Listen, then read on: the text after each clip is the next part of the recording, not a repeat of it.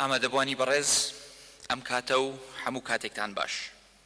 بەخێر بێن بۆ ڕێوڕەسمی کۆتایی هێنانی سێهەمین بەرنامەی ڕاهێنانی تواناکانی حکوومەتی هەرێمی کوردستان.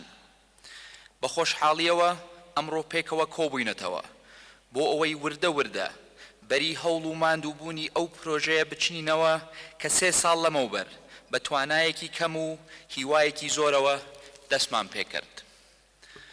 ئامانجی سەرەکی ئەم بەرنامەیە ڕێخستنی دەرفەتێکە بۆ فێرخوازانی زانکۆ و پەیمانگەکانمان تاکو ئەوەی کە بە تیۆری فێری دەبن لە کەرتی تایبەت بە پراکتیکی بەکاری بهێنن. لام وایە هەوڵەکانمان لە گواستنەوەی ئەزموونی تیۆری خوێندکارانی زانکۆ و پەیمانگەکان بۆ بواری پراکتیک و بەستنەوەیان بە بازاڕی کار هاوکار دەبێت لە دۆزینەوەی هەلی کار بۆ ئەو فێرخوازانە و کاریگەری باشی دەبێت لەسەر گەشە سەندنی بازار. چونکەن لە ڕێی ئەم جۆرە پرۆژانەوە هەم دەستێکی کاری چالاک و بەرهەمدار دێتە ئاراوە، هەم کەرتی تایبەتیش پشت ئەستور دەبێ بە کەسانی ئەکادێمی و خاوەن بەهرە. وەک ئاماژەم پێدا لە سەرەتاوە پرۆژەکە بە توانایەکی کەمەوە دەستی پێکردووە، بەڵام بە هیوایەکی گەورە لەگەڵ خۆی هەڵگرتووە. خۆشبەختانە هێدی خەریکە نزیک دەبینەوە لەو ئامانجە و پلانانەی کە دامان نابوو. ڕەنگە هەڵکشانی ژمارەکانیش باشترین بەڵگەی ئەم ڕاستیە بن کە لە ساڵی 2014 دەستمان بەم پرۆگرامە کرد تەنها 8 کۆمپانیا بەشدار بوون و توانیان لە کۆی 3 زانکۆ شوێنی 28 فێرخواز بکەنەوە. ساڵی 2015 ژمارەکە بەرز بووە بۆ 127 فێرخواز بە بەشداری 8 زانکۆ و 16 کۆمپانیا. خۆشبەختانە بۆ ئەم ساڵ گەیشتووەتە 320 فێرخواز لە 15 زانکۆ و بە بەشداری 41 کۆمپانیا. واتە تەنها لە ماوەی 3 ساڵدا ژمارەکە 10 بەرامبەر خۆیدا زیادی کردووە.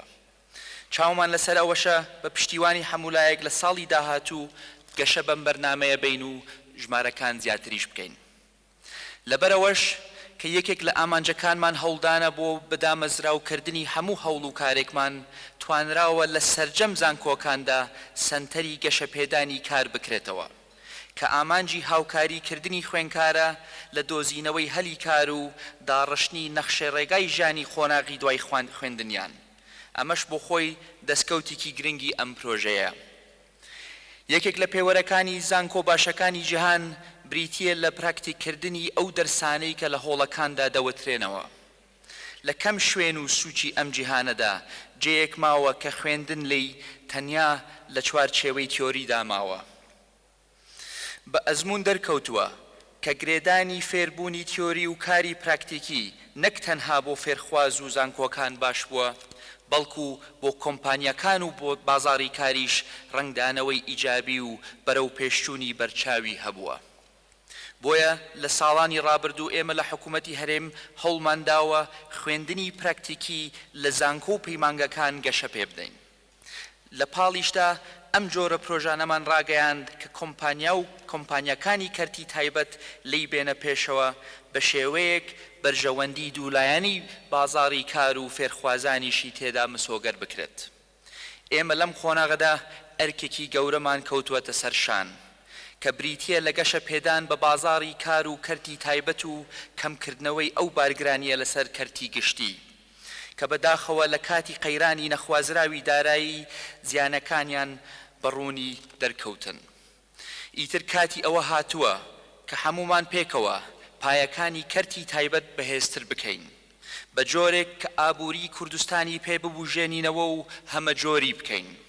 ئێمە لە کاتێکدا ئاهەنگ بۆ ئەم دەستکەوتە دەگێڕین ئەو پەڕی نیگەرانین لەو بارودۆخە نەخوازراوەی بەسەر پرۆسەی خوێندندا هاتووە لە سنووری پارێزگەکانی سلەیمانی و هەڵەبجە و ئیدارەکانی گەرمیان و ڕاپەڕین کە وردە وردە پرۆسەی خوێندن و چارەنووسی زیاتر لە 600,000 خوێنکار و قوتابی ڕوبەڕووی مەترسیەکی گەورە دەبێتەوە. ئێمە بە گومان و ڕاڕان نین لە دانپێدانانی ڕەوایەتی خواست و داواکاری مامۆستایان و خەباتی مەدەنی ئەوانیش بە گەیاندنی پەیامی خۆیان بەرز دەنرخێنین، بەڵام نەک بە شێوەیەک کە زیان بگەیەنێتە خوێنکارانمان.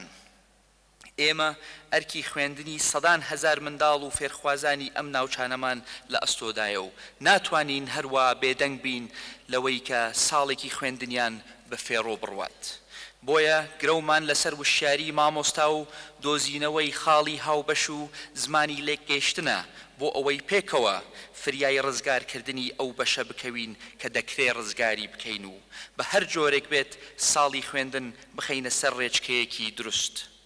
ئەم قسانەمان لە کاتێکدایە کە لە ناخۆشترین و تاریکترین ساتی ژیانی ئێمەدا کە ساڵانی شەڕی ناوخۆ بوو هیچ کات پرۆسەی فێرکردن نەوەستاوە.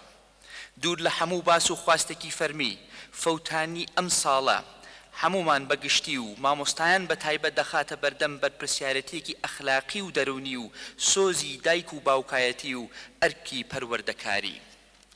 ئێستاش نەچووە بچێت و پێم وایە پێکەوە ئەم قەیرانە تێ ئەپەڕێنین و هەڵی دەسێنینەوە سەر پێ. ئامادەبوانی بەڕێز لە سایەی بەرگری هێزە قارەمانەکانمان و لێبوردەیی و سەبری فەرمانبەرانی خۆڕاگەری کوردستان خەریکە ساڵی 2016 بەڕێ دەکەین. ساڵێکی پڕ کێشە و ئاڵۆزی و قەیران و تەحەدا، بەڵام ساڵێک کە خەریکە لە تاریکیەکەیدا ئاسۆی ڕووناکی لێ دەردەکەوێ. لە کاتێک کە لە هەوڵداین کەرتی پەروەردە و بازاڕی کار لە یەک نزیک بکەینەوە، ئامانجیشمانە زیاترین هەلی کار لە کەرتی تایبەتدا دەستەبەر بکەین بە شێوەیەک کە ببێتە پاڵپشت و بەهێزکەری کەرتی گشتی. ئەزانین کە ناتوانین تەنها بە سیاسەتی تەقەشف لەم دۆخە دارایی و ئابووریە نەخوازراوە دەرباز بین. بۆیە لە ئێستادا بەردەوامین لە چاکسازی ڕاستەقینە و جەوهەری لە کەرتی گشتیدا، بە پشتیوانی و بەشداری تەواو و ڕاستە و خۆی سەرۆکی حکوومەتی هەرێم و بەندە و ئەندامانی پەیوەندیداری ئەنجومەنی وەزیران دەستمان بردووە بۆ چاکسازی ڕاستەقینەی دۆخی ئابووری کوردستان و بەدیهێنانی حکومڕانیەکی دروست و تەندروست.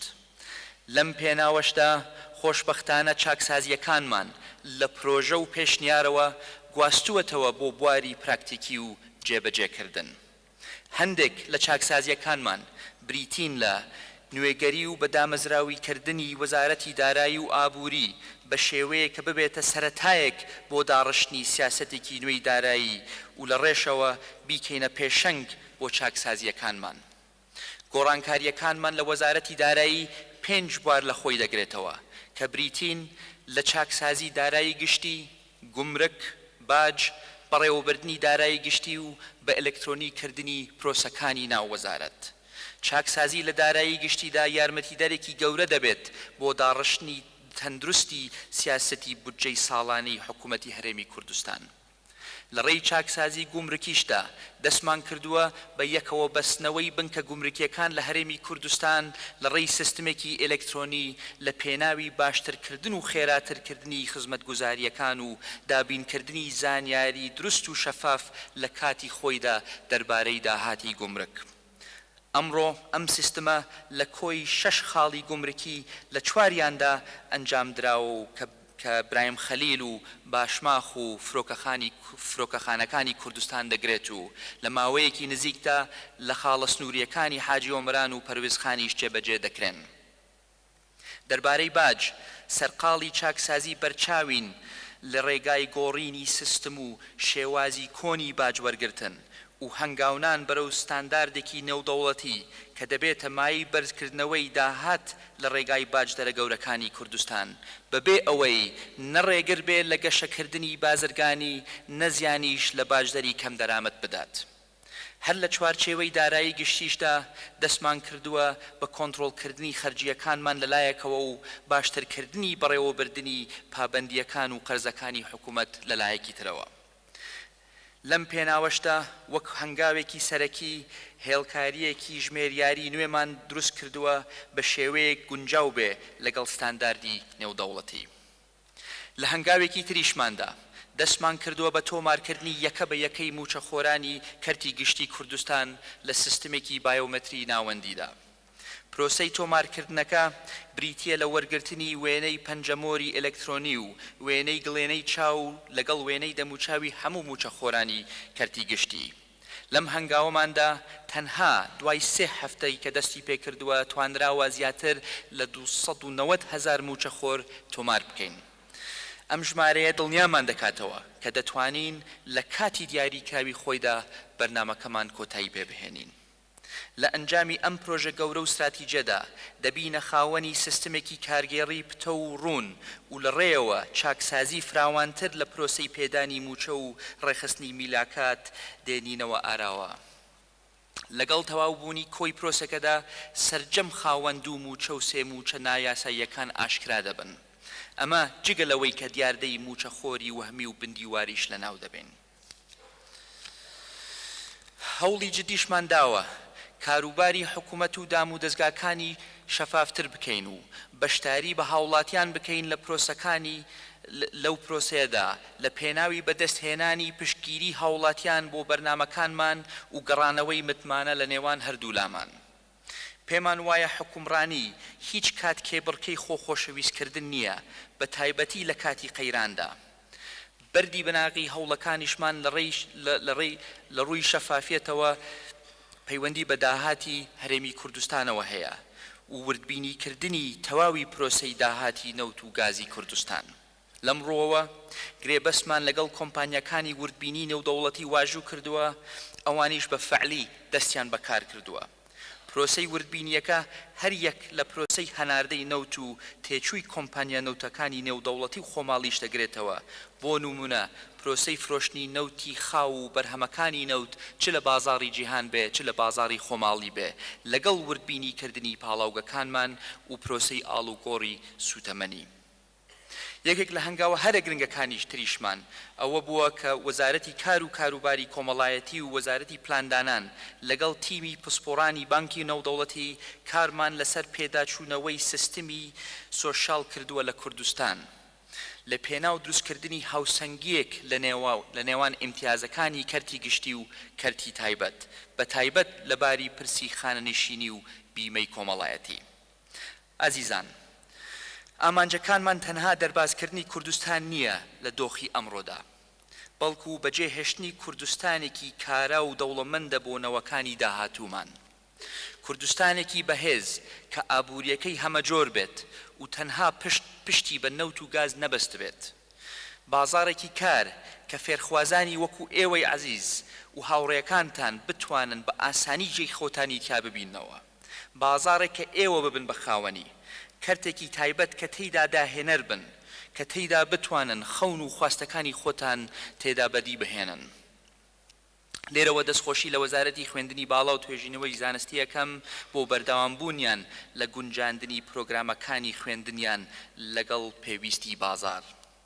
هاوکات داوا لە هەموو کۆمپانیا و بازرگانەکان دەکەم گەرم و گوڕتر لەم پرۆژەیە بێنە پێشەوە و سوود لە بەهرە و توانەکانی فێرخوازان ببینن.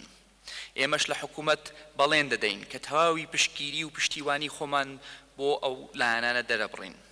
دووبارە سوپاسی کۆمپانیا و زانکۆ و مامۆستا بەڕێزەکان دەکەم و پیرۆزبایی گەرم ئاڕاستەی خوێنکارە خۆشەویستەکانەکەم و ئەمەوێ لێرەوە سوپاسێکی تایبەت ئاڕاستەی دیلانخان بکەم کە زۆر ماندوو بووە بەم بەرنامەیە و ئەزانم کە ڕنگ بە یەکە بە یەکەی ئێوەی خوێنکارەکانی ئیزعاج کردبێ بە تەلەفۆن و ئیمەیل و پەیوەندیەکانی.